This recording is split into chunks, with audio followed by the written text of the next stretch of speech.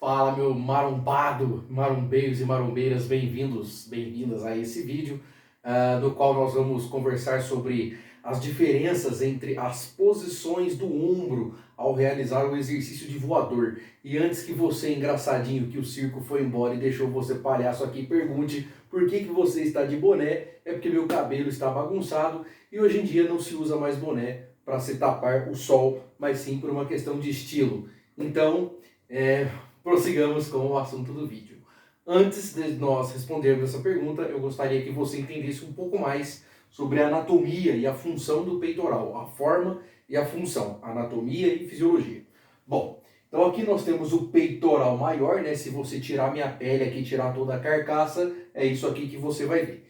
Aí o músculo peitoral maior, ele está inserido no úmero, né? No osso do braço, e o peitoral maior, ele tem funcionalmente ele é distinguido em três porções. Uma porção superior, que nós chamamos de porção clavicular, uma porção mais média, que nós chamamos de esternocostal, e uma porção mais inferior, que nós chamamos de porção abdominal, tá? Porque ela se insere em algumas costelas aqui e junto à musculatura do abdômen também. O peitoral como um todo, ele faz algumas ações, e agora nós vamos ver quais ações são essas. A primeira e mais conhecida é a adução horizontal, né? Essa aproximação do braço do corpo, nesse sentido horizontal.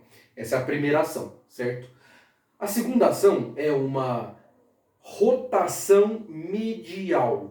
Ó, então ele gira o meu braço para dentro, né? Então se isso aqui se contrair, esse osso roda para dentro. Uma terceira ação é a adução. Então a partir do momento que o meu braço está aqui, ele faz a adução pura, que é puxar o braço para baixo, tá? O peitoral, ele também, a porção clavicular, ela auxilia na flexão de ombro, ou seja, né, a subir esse ombro para cima. E se o braço estiver inteiro em flexão, né, todo movido para cima, as fibras inferiores elas vão entrar numa posição que contribui para a extensão do ombro, né? Isso lembra muito aquela história do pullover. Ah, pullover pega peito ou pega as costas?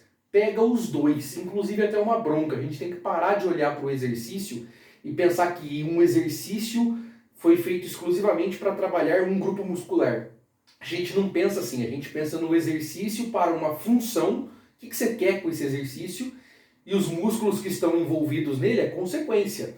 Né? Se a gente fosse parar para pensar que músculo que pega ou que não pega, você ia acabar treinando tudo ou não treinando nada, porque né, qualquer movimento corporal pega um pouquinho a mais ou menos de um músculo, tá? Mas enfim, vamos dar continuidade. Bom, quando a gente faz o voador nessa posição aqui, ó, esse movimento aqui chama rotação externa de ombro, né? O peitoral não é rotador interno, então quando a gente faz rotação externa, a gente está alongando o peitoral maior, né? Então nessa posição eu tenho um duplo alongamento causado por duas ações. Ó, o peito não contrai fazendo adução horizontal e ele também não contrai fazendo rotação medial. Então nessa posição eu tenho rotação lateral e abdução horizontal. Então eu tenho ele alongado em dois movimentos que ele faria, tanto no de abdução horizontal quanto no de rotação lateral. Eu estou fazendo esses movimentos, estou alongando o peitoral, né? Quando eu vou fazer um movimento aqui, então, de adução horizontal, vou fechar o aparelho, eu consigo uma maior proximidade de cotovelo com cotovelo.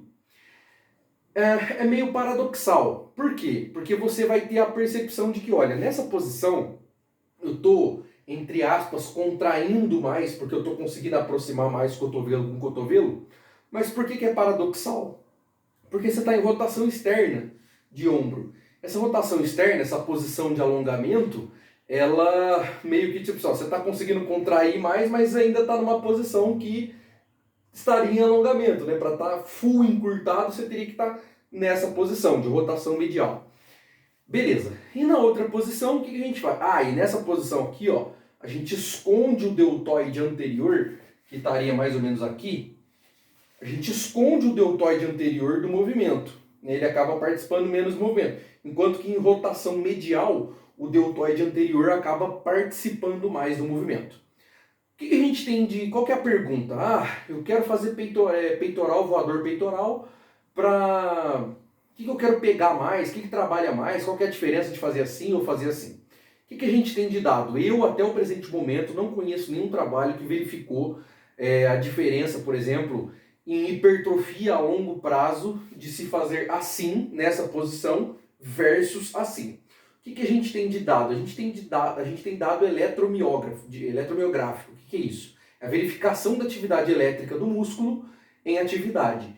Então o que a gente tem? Com o braço feito nessa posição, rotação externa, a atividade do peitoral clavicular é maior do que quando feito nessa posição. O peitoral sternocostal, que é essa porção aqui, mais média, também é maior nessa posição do que nessa posição, tá? O deltoide, ele tem maior atividade nessa posição do que nessa. Por quê? Porque aqui, como eu estou em rotação medial, eu coloquei ele para fazer a ação contra o movimento, né? Então aqui ele contribui para a adução horizontal. Agora quando eu faço rotação lateral, ele rodou para trás também, ele não está contribuindo para esse movimento, tá?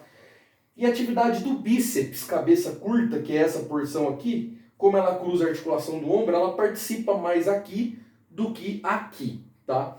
É isso que a gente tem de dado. Eu posso afirmar para você assim, ó, olha, fazer assim porque ativa mais essas porções superiores do peitoral vai ter mais resultado do que fazer assim? Não sei responder essa pergunta. Eu vou levar o nosso raciocínio, na verdade eu não sei responder e nem tenho essa resposta. Mas o que a gente pode pensar no voador é um outro detalhe. É assim, a maioria dos exercícios de peito, crossovers, supinos, eles trabalham o peito numa posição mais alongada, né? Então a pessoa faz a adução horizontal do ombro, que é esse movimento aqui, mas o movimento para aqui, ó. Olha só que ainda falta um tantinho bom para fechar, não falta? O voador é a única máquina que consegue trabalhar o peitoral, a não ser que você trabalhe com elástico ou ajuste bem o crossover, mas o voador é uma das únicas máquinas que conseguem trabalhar o peitoral com sobrecarga. É importante dizer isso, não é só ficar contraindo nessa posição não. Com sobrecarga, o voador é o único exercício que trabalha o peitoral na posição mais encurtada.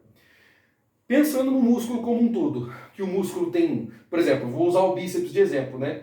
Olha que belo bíceps, não. Bom, o bíceps, ele é um músculo, né? Cruza aqui o ombro e passa no cotovelo.